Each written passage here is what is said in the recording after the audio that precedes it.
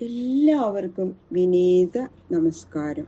ശ്രീമദ് ഭാഗവതം ദശമസ്കന്ധം ഉത്തരാർത്ഥം അധ്യായം 59 ഇന്ന് ആരംഭിക്കണം. ഈ 59ാമത്തെ അധ്യായത്തില് നരകാസുരവധം കഥയാണ് പറയണത്. നരകാസുരവധം വിസ്തരിച്ച് കേൾക്കണമെന്ന് പരീക്ഷിത്ത് ആവശ്യപ്പെട്ടപ്പോ ശ്രീ ശുകബ്രഹ്മർഷി വിസ്തരിച്ച് പറഞ്ഞു കൊടുക്കുകയാണ്. വരാഹ അവതാര കാലത്ത് ഭഗവാന് ഭൂമിദേവിയിലുണ്ടായ പുത്രനാണ് നരകാസുരൻ. അമ്മയുടെ അനുവാദം ഉണ്ടെങ്കിൽ മാത്രമേ ഭഗവാന് അവനെ നിഗ്രഹിക്കാൻ സാധിക്കുള്ളൂ. അതെന്ന് വെച്ചാൽ അതിഗർഭിഷ്ഠനായിരുന്നു, മഹാശക്തനുമാണ് ഈ നരകാസുരൻ.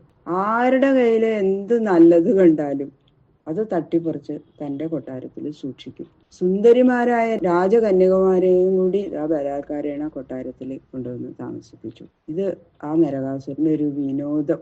ഒരിക്കല് ദേവലോകത്തിൽ ചെന്ന് ദേവമാതാവായിട്ടുള്ള അതിഥിയുടെ കുണ്ടലവും വരുണന്റെ വെൺകൊറ്റക്കുടയും മണിപർവ്വതം തുടങ്ങിയ അമൂല്യ വസ്തുക്കളും അപഹരിച്ച് കൊണ്ടുപോയി. വിഷണ്ണനായ ഇന്ദ്രൻ ദ്വാരകയിൽ ചെന്ന് ഭഗവാനോട് സങ്കടം ഉണർത്തിച്ചു.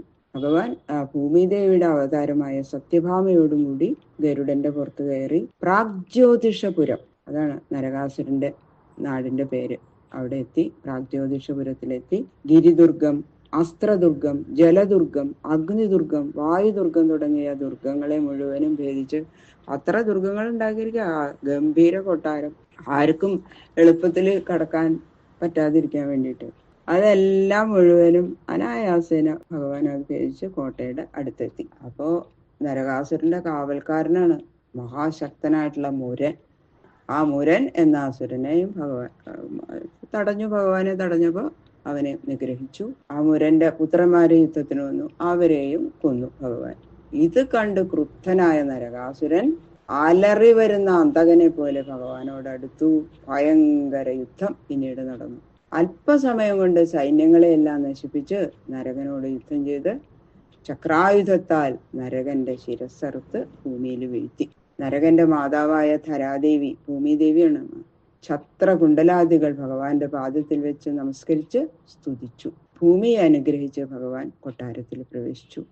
നരകന്റെ ആ ബന്ധനത്തിൽ കഴിഞ്ഞിരുന്ന 16,100 രാജകന്യകമാര് ആർത്തബന്ധുവായ ഭഗവാനെ കാണുകയും ഭഗവത് പാദങ്ങളെ ശരണം പ്രാപിക്കുകയും ചെയ്തു. കരുണാനിധിയായ അവിടുന്ന് അവരെ എല്ലാവരെയും സ്വീകരിച്ച് വാഹനങ്ങളില് ദ്വാരകയിലേക്ക് പറഞ്ഞയച്ചു.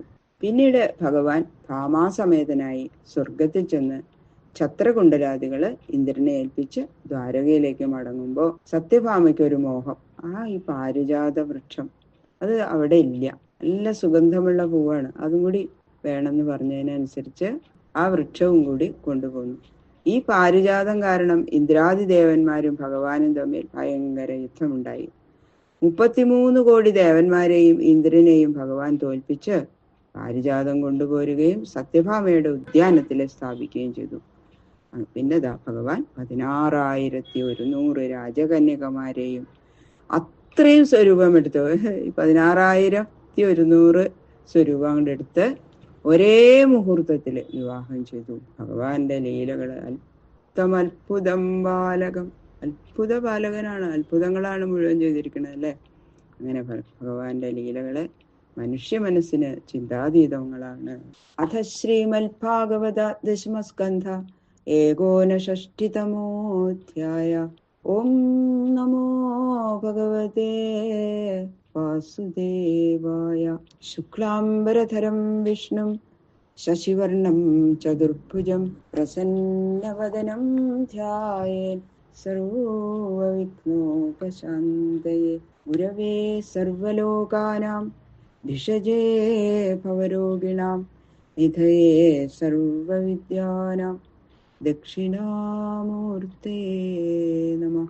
നാരായണം നമസ്കൃത്യ നരം ചൈവ നരോത്തമം ദേവീം സരസ്വതീം വ്യാസം തതോ ജയമുദീരയേ. മൂകം കരോതി വാചാലം പങ്കും ലംഘയതേ ഗിരിം യത്കൃപാതമഹം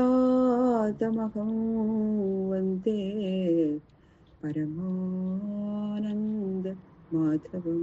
സംസാരസാഗരേ മഗ്നം ദീനം മാം കരുണാനിധേ കർമ്മഗ്രാഹഗൃഹേതാംഗം മാമുദ്ധര ഭവാർണവാൽ. ശ്രീമദ്ഭാഗവതാഖ്യോയം പ്രത്യക്ഷ കൃഷ്ണ ഏവ ഹി സ്വീകൃതോऽസി മയാ നാഥ മുക്ത്യർത്ഥം ഭവസാഗരേ. മനോരഥോ മദീയോയം സഫലഃ സർവഥാ ത്വയാ നിർവിഘ്നേനൈവ കർത്തവ്യ ദാസോഹം തവ കേശവ. ശുഗരൂപ പ്രബോധജ്ഞ സർവശാസ്ത്രവിശാരദ ഏതൽ കഥാപ്രകാശേന മദജ്ഞാനം വിനാശയ. ഭവേ ഭവേ യഥാ ഭക്തി പാദയോസ്തവ ജായത്തെ തഥാ കുരുഷ്വ ദേവേശ നാഥസ്ത്വം नो यत प्रभो. നാമ സങ്കീർത്തനം യസ്യ സർവപാപപ്രണാശനം പ്രണാമോ ദുഃഖശമന തം നമാമി. ഹരിം വരം. ഗംഗണപതയേ നമഃ. സംസരസ്വത്യേ നമഃ. ഗുരുഭ്യോ നമഃ. ഓം നമോ ഭഗവതേ വാസുദേവായ. ശ്രീരാജോവാച യഥാ ഹതോ ഭഗവതാ ഭൗമോ യേന ച താഃ സ്ത്രിയ നിരുദ്ധാ ഏതദാ ജക്ഷ്വ വിക്രമം ശാർംഗധന്വന. രാജാവ് പറയണ, യാതൊരുവൻ രാജകന്യകമാരെ സ്വസ്ഥാനത്തിൽ കൊണ്ടുവന്ന് ബലാത്കാരേണ തടവിൽ പാർപ്പിച്ചുവോ ആ നരകാസുരനെ ഭഗവാൻ എന്തു കാരണം കൊണ്ടാണ്, ഏതു വിധത്തിലാണ് ഹനിച്ചത്? ശ്രീഹരിയുടെ പരാക്രമം വിവരിക്കുന്ന ഈ കഥ വിസ്തരിച്ചു പറഞ്ഞു തരണേ മുനീശ്വര എന്നത് ശ്രീ ശുകബ്രഹ്മർഷിയോട് പറയണു പരീക്ഷിത്ത് മഹാരാജാവ്. അതാ ശ്രീ ശുകബ്രഹ്മർഷി പറയണു, ഇന്ദ്രേണ ഹൃതഛത്രേണ ഹൃതകുണ്ടലബന്ധുന ഹൃതാമരാദ്രിസ്ഥാനേന ജ്ഞാപിതോ ഭൗമചേഷ്ടിതം. ശ്രീ ശുകബ്രഹ്മർഷി പറഞ്ഞു, നരകാസുരൻ ചെയ്ത ഘോര കൃത്യങ്ങള് ഇന്ദ്രൻ ദ്വാരകയിൽ സത്യഭാമയുടെ ഗൃഹത്തിൽ ചെന്ന് ശ്രീകൃഷ്ണനോട് പറഞ്ഞു. നരകാസുരനെ കൊണ്ട് ശല്യം സഹിക്കവയ്യാതെയായിട്ടാണ്. ആ നരകാസുരൻ വരുണന്റെ ഛത്രം അപഹരിച്ചു. ഇന്ദ്രൻ ദിക്പാലാധിപനായതിനാൽ വരുണന്റെ ഛത്രത്തെയാണ് അപഹരിച്ചതെങ്കിലും അത് നിമിത്തമുള്ള അപമാനം ഇന്ദ്രന് തന്നെയാണ്. പിന്നെയോ ഇന്ദ്രന്റെ മാതാവായിട്ടുള്ള അതിഥിയുടെ കുണ്ടലങ്ങളും മഹാമേരുവിൽ ഇന്ദ്രനുള്ള മണിപർവ്വതം എന്ന സ്ഥാനവും നരകാസുരൻ അപഹരിച്ചു. ഇങ്ങനെ ഉപദ്രവം സഹിച്ചു പരവശനായിട്ടുള്ള ഇന്ദ്രൻ നരകാസുരന്റെ പ്രവൃത്തികള് എല്ലാം കൃഷ്ണനോട് ചെന്ന് പറയണം. കേട്ടപ്പോ ദാ ഭഗവാൻ പുറപ്പെടുന്നു.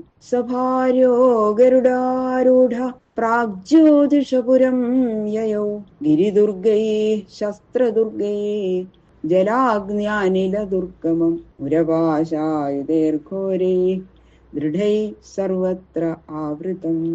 ഇന്ദ്രൻ പറഞ്ഞത് കേട്ട ഉടനെ തന്നെ ഭഗവാൻ ഗരുഡനെ സ്മരിച്ചു. അപ്പൊ തന്നെ ദാ മുമ്പിൽ വന്ന് ഗരുഡന്റെ പുറത്ത് കയറി ശ്രീകൃഷ്ണനും സത്യഭാമയും കൂടിയിട്ടാണ് നരകാസുരന്റെ ആ പ്രാഗ്ജ്യോതിഷപുരത്തിലേക്ക് പോയത്. നരകാസുരവധം ഒരു വിനോദം മാത്രമാണ്, യുദ്ധപരിശ്രമമൊന്നും വേണമെന്നില്ല എന്ന് ഇന്ദ്രനെ ധരിപ്പിക്കാൻ വേണ്ടി, അതിനു വേണ്ടിയിട്ടാണ് സത്യഭാമാസഹിതനായിട്ടാണ് ഭഗവാൻ പോയത്. നാരദ മഹർഷി ഒരു പാരിജാത കുസുമം കൃഷ്ണന് ഒരു ദിവസം കൊണ്ടു കൊടുത്തു. അത് കൃഷ്ണൻ രുക്മിണിക്ക് കൊടുത്തു. ഇതങ്ങോട്ട് കണ്ടില്ലേ, സത്യഭാമയ്ക്ക് വിഷമായി, തനിക്കല്ലേ തരേണ്ടതെന്നില്ല, രുക്മിണിക്ക് കൊടുത്തില്ലേ. അപ്പൊ ഭഗവാൻ പറഞ്ഞു, നിനക്ക് ഞാൻ പാരിജാത വൃക്ഷം തന്നെ കൊണ്ടുതരാം എന്ന് രഹസ്യമായിട്ട്. ലക്ഷ്മിക്കൊന്നും വേണ്ട, പാരിജാത വൃക്ഷം തന്നെ തരാട്ടോ എന്ന് പറഞ്ഞിട്ടുണ്ടായിരുന്നു. അന്ന് പറഞ്ഞ ആ ശപഥം പാലിക്കാനായിട്ട് സത്യഭാമയുടെ കൂടെ സത്യഭാമയെ കൊണ്ടുപോയതാണെന്ന് ചിലര് പറയുന്നുണ്ട്. എന്തായാലും ഭൂമിയുടെ പുത്രനായ നരകാസുരനെ ഭൂമിദേവിയുടെ സമ്മതപ്രകാരം മാത്രമേ വധിക്കാൻ പറ്റുള്ളൂ. അത് ശ്രീകൃഷ്ണൻ തന്നെ ഭൂമിദേവിക്ക് കൊടുത്ത വരാണ്. അപ്പൊ അത് പരിപാലിക്കാൻ ഭൂമിയുടെ അംശമാണ് സത്യഭാമ. അങ്ങനെ അതുകൊണ്ടാണ് സത്യഭാമയോടുകൂടി യുദ്ധത്തിന് പോയതെന്ന് ചില ഇതിഹാസങ്ങളിൽ കാണുന്നുണ്ട്. അങ്ങനെ ഇന്ദ്രൻ ഐരാവതത്തിൽ കയറി സ്വർഗത്തിലേക്ക് പോയി. ഗരുഡവാഹനത്തിലിരുന്ന് പോവാൻ എന്താ കാരണം എന്നുള്ള ശങ്ക പരിഹരിക്കാനാണ് പ്രാഗ്ജ്യോതിഷപുരത്തെ വർണ്ണിക്കുകയാണ്. അത്ര ഗംഭീരമാണ് നരകാസുരന്റെ കൊട്ടാരം. നരകാസുരന്റെ പുരത്തില് ശത്രുക്കൾ കടക്കാതിരിക്കാൻ അനേകം ദുർഗങ്ങൾ നിർമ്മിച്ചിട്ടുണ്ട്. പുരത്തിന്റെ ചുറ്റും ഒന്നാമതായിട്ട് പർവ്വതങ്ങളുണ്ട്. ആ പർവ്വതങ്ങളൊക്കെ കടന്ന് ഉള്ളിൽ കടന്നാൽ പിന്നെ പർവ്വത തുല്യങ്ങളായ ഉയർന്ന മതിലുകൾ 4 ഭാഗത്തും വളച്ച് അവയുടെ മീതെ സ്പർശന മാത്രത്താൽ മുറിപ്പെടാൻ തക്കമുള്ള മൂർച്ചയുള്ള ശസ്ത്രങ്ങൾ ചുറ്റുമുറപ്പിച്ചിട്ടുണ്ട്. പിന്നെ അഗാധമായിരിക്കുന്ന കിടങ്ങാണ് ചുറ്റും. അതിനെയും കടന്നാൽ പിന്നെ 4 ഭാഗത്തും ഉജ്ജ്വലിച്ചു കൊണ്ടിരിക്കുന്ന അഗ്നി, അതും കടന്നാൽ എപ്പോഴും ചക്രം പോലെ ചുറ്റിക്കൊണ്ടിരിക്കുന്ന ചുഴലിക്കാറ്റ്, അതും കടന്നാൽ ബലാത്കാരേണ വരിഞ്ഞു കെട്ടുന്നവയും മുറിക്കാൻ കഴിയാത്തതുമായ മുരാസുരന്റെ പാശങ്ങളും ഉണ്ട്. ഇങ്ങനെയുള്ള ദുർഗങ്ങളുള്ളത് കൊണ്ട് സാധാരണ ജനങ്ങൾക്കൊന്നും ആ പുരത്തിൽ പ്രവേശിക്കാൻ കഴിയില്ല. അതുകൊണ്ട് ഭഗവാൻ ഗരുഡ വാഹനത്തിൽ ഇരുന്ന് പോയി. ഗദയ്യാ നിർവിഭേദാദ്രിൻ ശസ്ത്രദുർഗാണി സായകൈ ചക്രേണ അഗ്നിം ജലം വായും മുരപാശാൻസ്തഥാസിന. അങ്ങനെ ഗരുഡാരൂഢനായി പോയ ഭഗവാൻ ദുർഗങ്ങൾ മുഴുവനും നശിപ്പിച്ചു. ആ ദുർഗങ്ങൾ മുഴുവനും നശിപ്പിച്ചു. പർവ്വതങ്ങളൊക്കെ ഗദ കൊണ്ട് അടിച്ചു പൊടിച്ചു പൊടിയാക്കി. ശസ്ത്രങ്ങളൊക്കെ മറ്റു ശസ്ത്രങ്ങൾ കൊണ്ട് മുറിച്ചു. അഗ്നി, വായു ഇവയൊക്കെ സുദർശന ചക്ര തേജസ്സിൽ അങ്ങോട്ട് ലയിപ്പിച്ചു. മുരന്റെ മുരപാശങ്ങളോ നന്ദകം എന്ന വാൾ കൊണ്ട് മുറിച്ചു. ഇങ്ങനെ എല്ലാ ദുർഗങ്ങളും കൊണ്ട് നശിപ്പിച്ചു. ശംഖനാദേന യന്ത്രാണി ഹൃദയാനി മനസ്വിനാം പ്രാകാരം ഗദയാ ഗുർവ്യ നിർവിഭേദഗദാധര. ശത്രുക്കൾ കടക്കാണ്ടിരിക്കാനായിട്ട് മതിലുമിൽ സ്ഥാപിച്ചിരിക്കുന്ന യന്ത്രങ്ങളും നിരോധിക്കാനായിട്ട് ഒരുങ്ങി നിൽക്കുന്ന മുരൻ മുതലായ വീരന്മാരുടെ ഉത്സാഹശക്തികളും അത്യുന്നതങ്ങളായിരിക്കുന്ന മതിലുകളും ഗദാവിദ്യയിൽ അതിനിപുണനായ ഭഗവാൻ ഗദ കൊണ്ടും ശംഖനാഥം കൊണ്ടും നശിപ്പിച്ചു കളഞ്ഞു. കേട്ടു മുരൻ പാഞ്ചജന്യധ്വനി. പാഞ്ചജന്യം കൊണ്ട് മുഴക്കിക്കൊണ്ട ഭഗവാന്റെ പോക്ക്. പാഞ്ചജന്യധ്വനിം ശ്രുത്വാ യുഗാന്താശനിഭീഷണം മുരശയാന ഉക്തസ്ഥൗ ദൈത്യ പഞ്ചശിരാജലാൽ. ആ കിടങ്ങല് ജലത്തിൽ ഇങ്ങനെ കിടക്കായിരുന്നു ആ മുരൻ എന്നുള്ള അസുരൻ, 5 തലയുള്ള മുരാസുരൻ. അപ്പോഴാണ് പ്രളയകാലത്തിലെ മേഘനിർഘോഷം പോലെ മഹാഭയങ്കരമായ പാഞ്ചജന്യത്തിന്റെ ശബ്ദം അങ്ങോട്ട് കേട്ടു. കേട്ടപ്പോ വെള്ളത്തിൽ നിന്ന് മേൽപ്പെട്ടേക്ക് അങ്ങോട്ട് പൊങ്ങി വന്നു. പാഞ്ചജന്യധ്വനി അസുരന്മാർക്ക് ഭയങ്കരമായിട്ട് തോന്നുക, ദേവന്മാർക്ക് സന്തോഷമായിട്ട് തോന്നും ഭഗവാന്റെ പാഞ്ചജന്യം. ഭക്തന്മാർക്കാണെങ്കിലോ പരമാനന്ദം. ജ്ഞാനികൾക്ക് പരമജ്ഞാനപ്രദമായിരിക്കണം. അതാണ് അതിന്റെ സഹജധർമ്മം പാഞ്ചജന്യത്തിന്റെ ധ്വനിയുടെ. ത്രിശൂലമുദ്യമ്യ സുദുർനിരീക്ഷണോ യുഗാന്ത സൂര്യാനലരോജിരുൾബണ ഗ്രസൻ ത്രിലോകീമിവ പഞ്ചവ്യമുഖൈ അഭ്യദ്രവൽ താർക്ഷ്യസുതം യഥോരഗ. പ്രളയകാലത്തില് അത്യുഗ്രമായി പ്രകാശിക്കുന്ന സൂര്യനെയും ബഡവാന്യെയും പോലെ തീക്ഷ്ണമായി പ്രകാശിക്കുന്ന മുഖത്തോടു കൂടിയവനാണ് ഈ മുരാസുരൻ. അപ്പൊ മറ്റൊരാൾക്ക് മുഖത്തു നോക്കാൻ തന്നെ സാധിക്കാത്ത വിധത്തില് ക്രോധിച്ചിരിക്കുന്ന മുരൻ 5 മുഖങ്ങൾ കൊണ്ട് ഒരേ സമയത്ത് 3 ലോകങ്ങളെയും വിഴുങ്ങാൻ ഒരുങ്ങിയിരിക്കുകയാണോ എന്ന് തോന്നുമാറ് 5 തലയുള്ള സർപ്പം ഗരുഡന്റെ നേർക്ക് പായുന്നത് പോലെ ശ്രീകൃഷ്ണന്റെ നേർക്ക് ശൂലവും ഉയർത്തിക്കൊണ്ടിട്ട് പാഞ്ഞു വന്നു. അപ്പൊ എന്താ, ഗരുഡന്റെ നേർക്ക് വരുന്ന സർപ്പം എങ്ങനെയാണ് നശിക്കണത്, അതുപോലെ നശിക്കാൻ പുറപ്പെട്ടു വന്നിരിക്കുന്ന ആ മുരൻ തന്റെ കാലനായ ഭഗവാന്റെ അരികത്തേക്ക് ഓടി വന്നു. ഭഗവാൻ ആ മുരാസുരനെ വധിച്ചു. ബാക്കിയുള്ള ശ്ലോകങ്ങള് നാളെ നോക്കാം. സർവത്ര ഗോവിന്ദ നാമ സങ്കീർത്തനം ഗോവിന്ദ ഗോവിന്ദ ഗോവിന്ദ.